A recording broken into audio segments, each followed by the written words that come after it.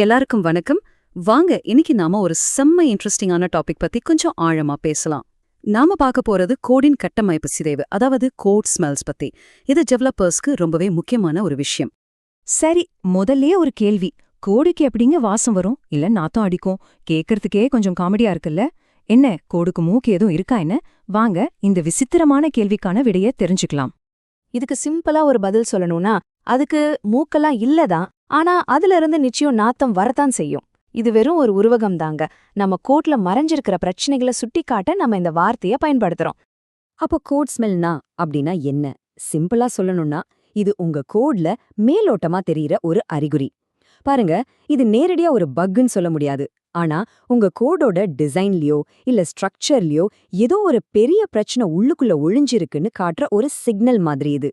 இன்னைக்கு நாம இதுல இருக்கிற 5 முக்கியமான ஸ்மெல் வகைகளை பத்தி தான் பார்க்க போறோம். என்னென்னா ப்ளோட்டர்ஸ், ஆப்ஜெக்ட் ஓரியன்டேஷன் அப்யூசர்ஸ், சேஞ்ச் பிரிவென்டர்ஸ், டிஸ்பென்சபிள்ஸ், அப்புறம் கப்ளர்ஸ். வாங்க ஒன்னொன்னு டீட்டெயிலா பார்க்கலாம். நம்ம லிஸ்ட்ல முதல்ல இருக்கிறது ப்ளோட்டர்ஸ். பேரை கேக்குற மாதிரி தான், நம்ம கோட் கண்ட்ரோலே இல்லாம பெருசா ஊதி பெருத்து போறது தான் இந்த வகை. இந்த மாதிரி ஸ்மெல்ஸ் பாத்தீங்கன்னா ஒரே நாள்ல வராது. நாள் ஆக ஆக கொஞ்சம் கொஞ்சமா சேர்ந்து தான் உருவாகும். அதாவது ஒரு கோட், மெத்தட் இல்ல ஒரு கிளாஸ் பிரம்மாண்டமா ராட்சச சைஸ்க்கு வளர்ந்து அதோட வேலை செய்யறதே ஒரு பெரிய தலைவலியா மாறிடும் பாருங்க. அதான் ப்ளோட்டர்ஸ். இதை ஈஸியா புரிஞ்சிக்க ஒரு சூட்கேஸ கற்பனை பண்ணி பாருங்களேன். அதுக்குள்ள தேவையா தேவையில்லாததா எல்லாத்தையும் போட்டு அடைச்சு வச்சிருக்கீங்க. இப்போ அது எப்படி இருக்கும்? தூக்க முடியாத அளவுக்கு கனமா இருக்கும், ஒரே கசகசன்னு இருக்கும், அவசரத்துக்கு ஒரு பொருள் தேடினா கூட கிடைக்காது. நம்ம ப்ளோட்டேஸ் கோடும் கிட்டத்தட்ட இதே கதை தான்.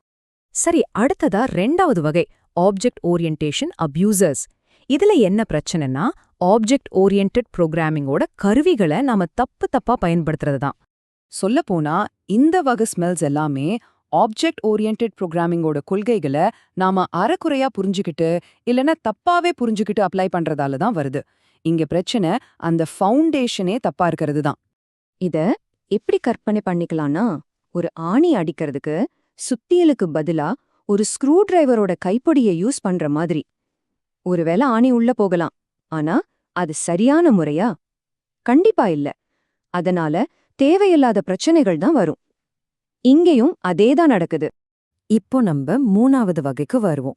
இதுதாங்க பல டெவலப்பர்ஸோட பெரிய தலைவலியே. பேரு தி சேஞ்ச் பிரிவென்டர்ஸ். இது ஒரு டாமினோ எஃபெக்ட் மாதிரி. சின்னதா ஒன்னு தட்டிவிட்டா மொத்தமா சரிஞ்சிடும். அதாவது நீங்க உங்க கோட்ல ஒரே ஒரு இடத்துல ஒரு சின்ன மாற்றத்தை செஞ்சீங்கன்னா போதும், அதுக்காக நீங்க பல இடங்கள்ல போய் மாத்திட்டு இருக்கணும். இதுதான் இங்க இருக்கிற பெரிய சிக்கலே. ஒரு சின்ன சேஞ்ச் பெரிய பஞ்சாயத்துல கொண்டு போய் விட்டுடும். யோசிச்சு பாருங்க, நீங்க கோட்ல ஒரே ஒரு லைனை மாத்துறீங்க, உடனே அதுக்காக இன்னொரு கிளாஸை சரி பண்ண வேண்டியிருக்கு. சரி, அத பண்ணா அது இன்னொரு மாடியூல பாதிக்குது, அப்புறம் இன்னொன்னு, இது ஒரு முடிவே இல்லாம போய்கிட்டே இருக்கும். ஒரே எரிச்சலா இருக்கும்ல. அடுத்தது நம்மளோட 4வது வகை, டிஸ்போசபிள்ஸ். சிம்பிளா சொன்னா தேவையற்ற குப்பைகள். நம்ம வழியில குறுக்க நிக்கிற எந்த பிரயோஜனமும் இல்லாத விஷயங்கள் தான் இது. அப்போ டிஸ்பென்சிபிள்னா என்ன? அது ஒரு அர்த்தமே இல்லாத, தேவையே இல்லாத ஒரு விஷயம். உண்மையில அது இல்லாம இருந்தா நம்ம கோட் இன்னும் சுத்தமா வேகமா புரிஞ்சுக்கிறதுக்கு ரொம்ப ஈஸியா இருக்கும். சொல்லப்போனா தேவையில்லாத ஆணிதான் இது.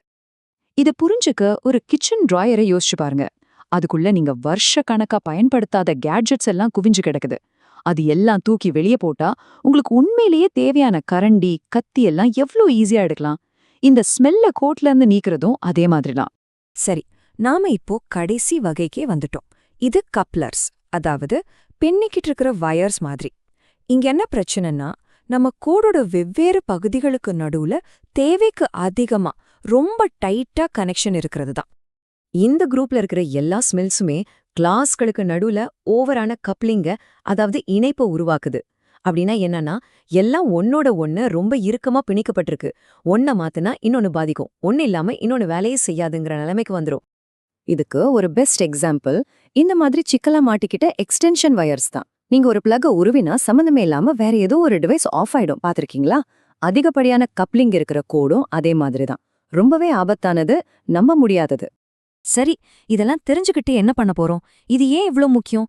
ஏன்னா இந்த மாதிரி ஸ்மெல் இருக்கிற கோட் நம்ம டெவலப்மெண்ட் வேலையை ரொம்பவே மெதுவாக்கும், விஷயங்களை காம்ப்ளிகேட் பண்ணிவிடும். கடைசியில பாத்தீங்கன்னா நம்ம நேரத்தையும் பணத்தையும் பயங்கரமா வீணடிக்கும்.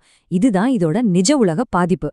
சரி வாங்க, நம்ம பார்த்த இந்த 5 வகைகளையும் ஒரு தடவை வேகமா ரீகேப் பண்ணிடலாம். முதல்ல ப்ளோட்டர்ஸ், அதாவது ரொம்ப பெருசாகி வேலை செய்ய கஷ்டமா இருக்கிற கோட். ரெண்டாவது ஓஓ அபியூசர்ஸ், அதாவது ஆப்ஜெக்ட் ஓரியன்டட் கொள்கைகளை தப்பா பயன்படுத்துறது.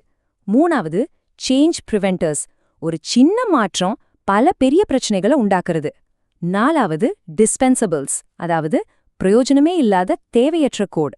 கடைசியா கப்ளர்ஸ், கிளாஸ்களுக்கு நடுவுல தேவைக்கு அதிகமான கனெக்ஷன் இருக்கிறது. ஓகே, இப்போ இந்த அறிகுறிகள்லாம் என்னன்னு நமக்கு தெரியும். இதை எப்படி கண்டுபிடிக்கிறதுன்னு புரிஞ்சிருச்சு. இப்போ உங்களுக்கான ஒரு கேள்வி, உங்க கோட்ல இந்த மாதிரி என்னென்ன ஸ்மெல்ஸ் ஒளிஞ்சுக்கிட்டு இருக்கு? கொஞ்சம் யோசிச்சு பாருங்க. இந்த அறிவை பயன்படுத்தி உங்க கோடை இன்னும் பெட்டரா மாத்துங்க.